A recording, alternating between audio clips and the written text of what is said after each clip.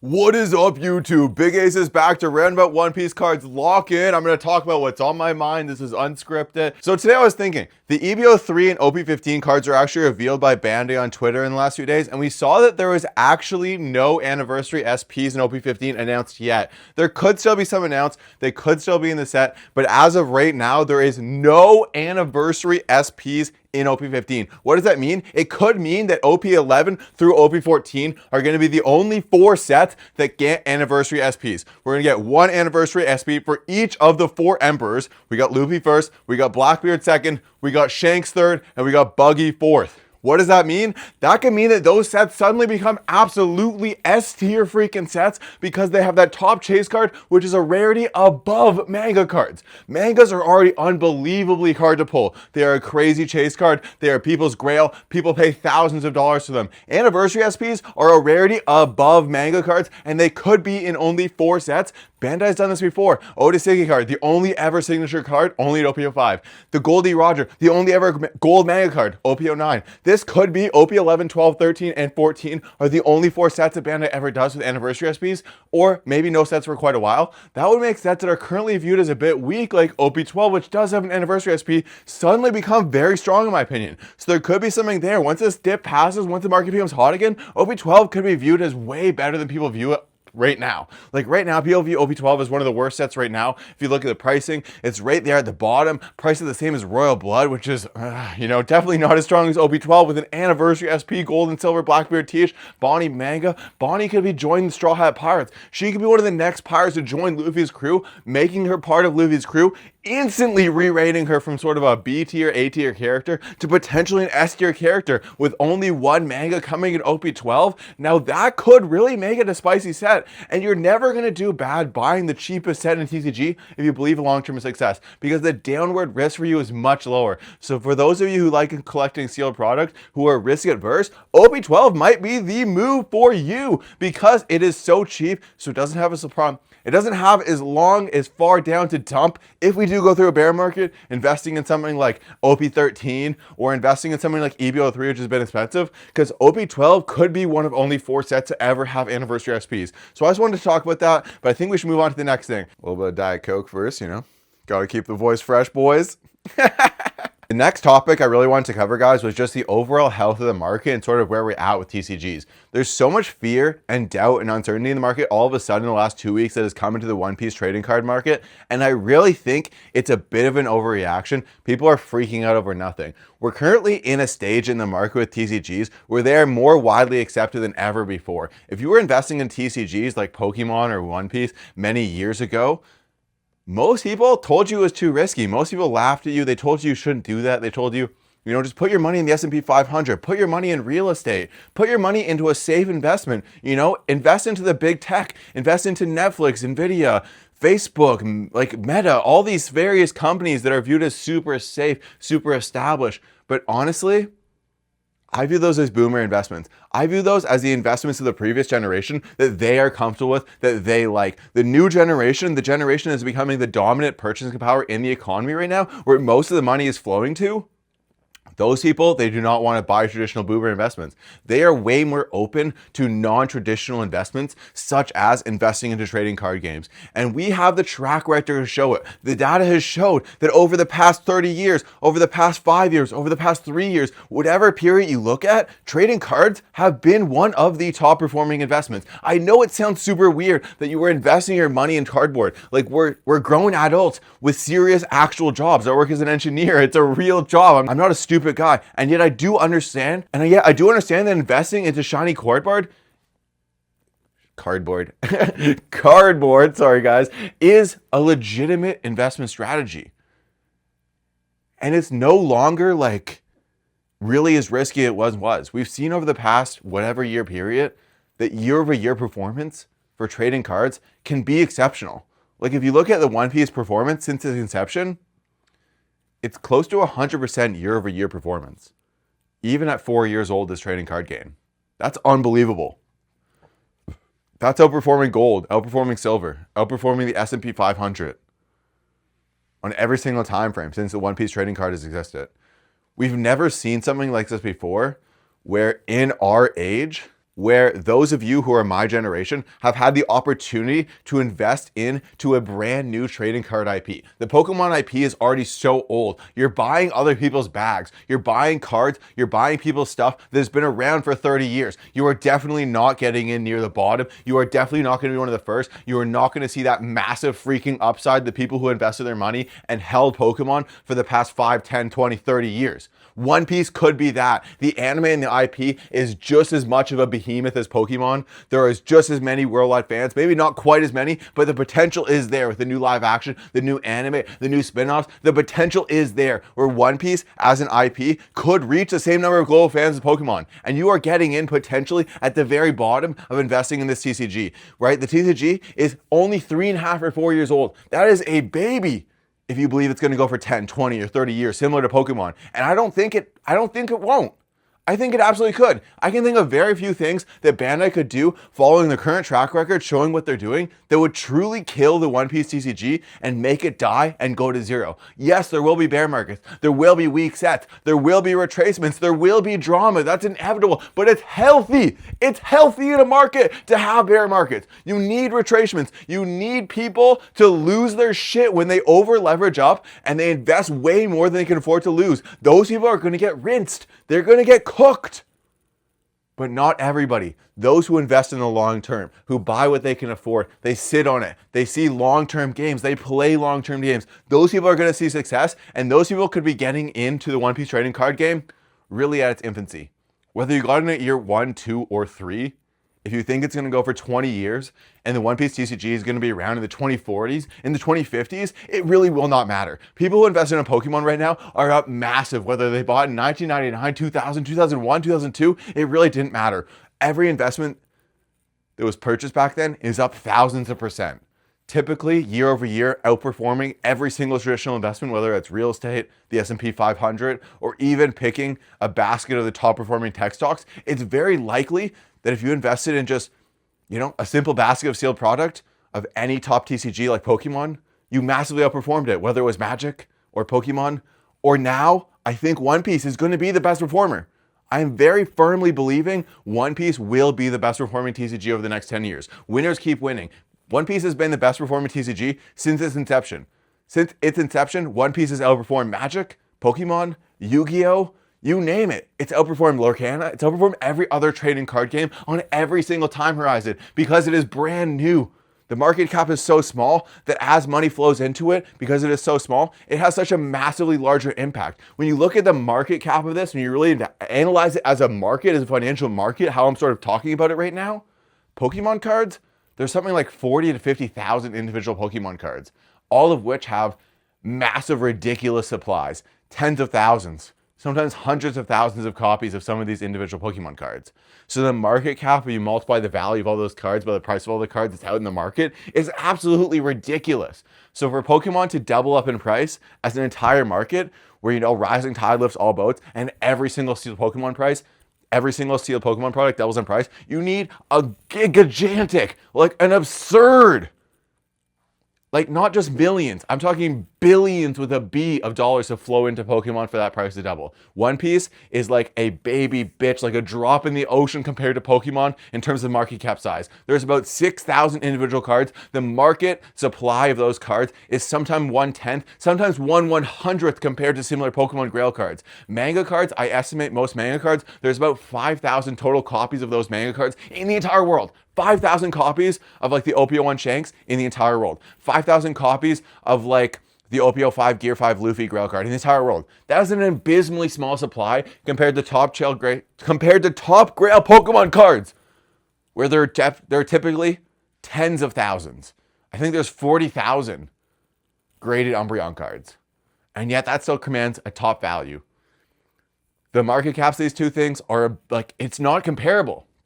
So the amount of money that could flow into One Piece and cause it to double right now is significantly smaller, and thus it's a significantly more probable, easier event to occur. So when you're evaluating risk, when you're evaluating expected value and opportunities in markets and where to put your money, it does just simply make more sense to invest your money into One Piece cards right now over Pokemon cards if you are interested in investing in an alternative asset class like TCGs, because you are not risk adverse. You understand the scam that is the stock market. It's majority high frequency trading bots, which are going to outperform you. You're not going to outperform the market on average unless you take alternative investment strategies. Now, that could have been Bitcoin, that could have been crypto, that could have been trading cards, it could have been NFTs, it could have been investing into some obscure startup technology or something that's up and coming. But I think trading cards are one of the best avenues for your normal person because it's easy. You don't need to have ridiculous smarts. You don't need to have skills or talent or knowledge outside of the fact that on average, if you purchase a top trading card product, sealed product, or a top grail card, and you hold it on a long enough time frame, you will perform well. That value will go up and it will very likely outperform the average return of the market, whether that is the entire global market or just the entire trading card market as a whole, holding that single sealed product or that grail thing. So you want to identify the S tier products, just buy those things and sit on them. It's easy as shit. Right now in One Piece, you could have simply bought OPO1 booster boxes, the first edition box. You don't have to think. It's the first one, first edition box. It's really that simple. That's the entire thesis. The first sealed box, it's the first sealed product to ever come out. You just bought it, you sat on it, you hold it.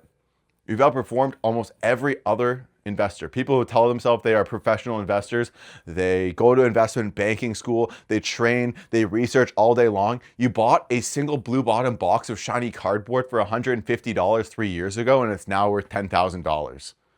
What'd you do? You clicked purchase one time on a website, you had it shipped to you, and you let it sit in a box in your basement just like I have. I have literally done that. From $150 to $10,000 in 3.5 years, clicking my finger one time, and then I forgot about it. I just let it sit in my basement. Don't have to do anything, no skill required. You just have to have the patience and the diligence to understand that these trading cards are more than you can imagine in terms of value. Like, people are evaluating it now, but you have to think about the time that is coming for these trading card games and what it could look like 1 year, 5 years, 10 years from now, if you truly do believe in the One Piece IP. And I'm seeing massive amount of money being bet on this. These are not stupid people. They've done their research. They've done their focus group. Netflix is not spending hundreds of millions of dollars on an IP that they think is going to die. They understand that One Piece has mass global appeal and it's going to be a massively popular pop culture reference. We are already seeing so many massive popular creators with tens of millions of subscribers getting into One Piece, starting to expose their fans to it because they want to ride the wave. They see it coming. I see it coming. You should see it coming if you're watching this content because you're probably somebody who's already buying and enjoying One Piece cards. So back to One Piece cards. Let me get back more on topic. Honestly, I think one of the best things that you can do right now, if you do not want to be massively involved in this market, paying attention to the movement of singles and drama and reprints and all this micro stuff the FSA have talked about to be the absolute top performer, which if you do want to be, follow me, subscribe to me, because I will be talking, I'll be in the trenches every single day making these rants talking about things. But you can simply buy the sealed S tier products that came first in every single category and just sit on them indefinitely. And in a long enough time frame, they will be some of the top performing investments of the entire freaking world of your entire lifetime. I'm talking Romance Dawn OPO1 sealed booster boxes, EBO1 sealed booster boxes, the first extra booster, and PRB1 sealed booster boxes, the first premium booster. Bandai has established that they're going to follow the same release schedule where they release a few regular sets, an extra booster set, and a premium booster set every single year. What does that mean? If you own the first of these sets, you are going to absolutely cook. The winners have been winning. Winners keep winning in all things, whether it's sports, whether it's markets, whether it's business, whether it's corporation, whether it's investments. Winners keep winning unless there's a catalyst that's going to step in place to make it these winners different, to make something step in to change the marketplace such that the things that have made that winner win so far are no longer present. But as long as they are, winners are going to keep winning. So you just own the first thing of each category. PRBO1 Premium Booster 1. It contains the first ever manga god pack, the most expensive, most valuable booster pack in all those trading card games, worth over $20,000, 10 manga cards in one booster pack. PRBO1, absolutely S tier. If you hold PRBO1 sealed English booster boxes or a sealed case, you will absolutely cook in a long enough time frame and probably a short time frame. EBO1. the first ever extra booster. When it came out, it was badly received. People did not like this. As a result, it was one of the shortest print runs ever. I estimate that there was only between 8 and 10,000 cases of EBO1 that were actually printed globally. That is abysmally small compared to mainline sets where there's typically 18,000 to 20,000. So less than half of the print run of a regular mainline set, such as OP1 through 4, EBO1 is incredibly short printed, very poorly received. A lot of the product was ripped when it came out. There is very few sealed EBO1 boxes left in the world, incredibly scarce, and yet it is the first extra booster featuring Chopper, who I think is going to be the Pikachu mascot of the One Piece IP. There's a Chopper only spin-off show that is coming out. Chopper stock is going to go to the freaking moon. This is the Chopper box, the first ever Chopper product containing the top Chopper chase card, the Chopper manga, which is pretty freaking hard to pull, but that's probably for a different video. Incredibly hard pull rate, one of the worst ever, despite it having one of the highest gem rates of all the manga cards. But again, that's probably a topic for another video. So EBO1, probably something that's slept on. It's still like, yeah, it's expensive, $1,000 plus Canadian booster box. But, you know, if you have $1,000 and you just want to invest $1,000 in TCGs, you could buy that single one item. It's easy. You make one purchase, you put that booster box into bubble wrap in your basement, in a Tupperware, in a tote someplace safe where it's going to be protected from any weather damage, and you sit on that thing for years. 10 years from now, it could be a $10,000 booster box. What do you know? You 10x your investment in 10 years. Very few people will 10x their investment in 10 years. That is exceptional year-over-year performance when you really look at it. That is exceptional. And it's scalable and accessible for a regular person. Your average person who does have a job, they should have more than $1,000 per year that they can invest into their future. If not, I mean, get your bread up, guys. No offense to anybody where you are. There are investments you can get up to $1,000. I will talk about them where you have $5 to invest. I've even talked about $1 cards you can invest, but again, that's probably an off topic for a different video. And of course, last but not least, OP01 Romance Dawn, the first ever sealed One Piece product that was released. There's two different versions. There's a blue bottom and the white bottom. The blue bottoms are the first wave. Those are already ridiculously expensive, so I don't think they're really achievable for most investors, and I also don't think they're going to be one of the top performing products anymore in terms of ROI, simply because they're already so expensive and unit cost bias, pricing on the majority of investors even purchasing them at close to $10,000. So maybe not as a good investment, but if you were to already hold Romance Dawn because you acquired it long ago, I would just like keep holding it, keep sitting on it. That's what I'm doing with mine. If you're interested in getting some OP01 Romance Dawn exposure because you do want to invest in the first thing, I really do think there's better alternatives than buying a sealed blue bottom booster box.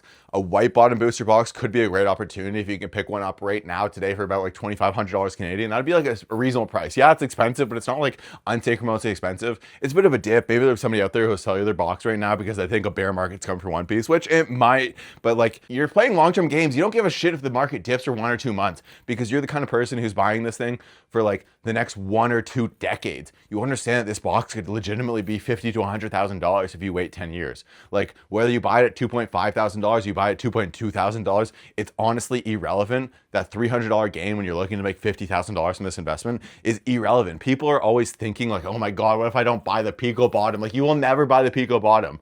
Only a single person can buy the Pico bottom in any trading card market. Then it rockets back up. That's the way trading cards work. You need to buy on the decline. That is, you enter. That's how you enter trading cards effectively. You buy in the decline. You don't buy during the pump. When you see a dip, when you see a decline, that's the best time to buy. That's when you can lowball people and they'll think about it and actually come back to you a few days and accept your lowball. It's unbelievable. It's the best time to be buying. I've been doing it this week. I've been sending people lowball offers. They say, that's a bit low. Let me think about it. 2-3 days later, they come back. Oh yeah, I'll do that. Would you meet up for me? Yes, I would. I stand true to my offer. Let's meet up. I give them the cash. I buy the thing. Great deal for me. Maybe it keeps going down. Maybe it keeps sliding. I don't care because I'm playing long-term games. So the best OP01 product right now, if you don't have a bunch of product, but you do want to, if you don't have it the best OP01 product right now, if you don't have a lot of bread, you don't have big money for like a several $1,000 booster box, I do think blue bottom blisters or blue or white bottom blisters at like $100 or $300 each are gonna be a great pickup. Like Pokemon has showed us that people are down to buy the first edition product in the blister form to just own a single booster pack so they can own and be part of the hobby and own the very first thing. People want to own the very first thing, whether or not they understand that it's a mapped product, because like honestly, realistically, every single white bottom or blue bottom blister that's out in the wild, it has been weighed. People have weighed it, they found the hits. So like those are all dead packs. We all know they're dead packs. If you think otherwise, you're delusional. Any loose blister pack of OPO1 at this point is absolutely a dead pack. So you're simply owning it for like the provenance of owning the first thing, a sealed version of the first thing, but not because like, oh my God, maybe it contains a Shanks or a Luffy Alt Art leader. Like it does not. No chance if it did. People would have waited at and bust that shit open. But nonetheless, like at $100 entry point for a white bottom blister right now, $100. Like, yeah, it's expensive for a little thing of cardboard. But at the same time, if you understand like the size that One Piece, the asymmetric risk of like, okay, it's $100. Like maybe I don't go out tonight and, you know, maybe I cook some rice and chicken at home instead of like, you know, blasting 80 to 90 bucks in Uber Eats so I can own a white bottom blister pack of OPO1. And then what do you know? 5 from 10 years ago, that's worth thousands of dollars. You're buying a car. You're putting you're putting a dent on your life. Trading cards give access to people who shouldn't otherwise be able to reach escape velocity, honestly, in my opinion, because it's helped me do that, to actually potentially reach escape velocity because you're outperforming the market. If you're just performing the market in line with inflation, you'll never escape the matrix. You need to make investments that are outperforming the market such that your wealth is appreciating faster than the average wealth of the average individual because you're outpacing inflation. And I really do think One Piece is the best spot to do this. Of course, I'm biased, but I put my money where my freaking mouth is because I believe. And if you believe, hit that subscribe button because I'm going to be doing some unbelievably awesome stuff on this YouTube channel, including rants like this every single day. Leave a comment. Let me know. I don't know. Talk to me, guys. Hopefully you enjoyed the rant. Cheers. Bigace out.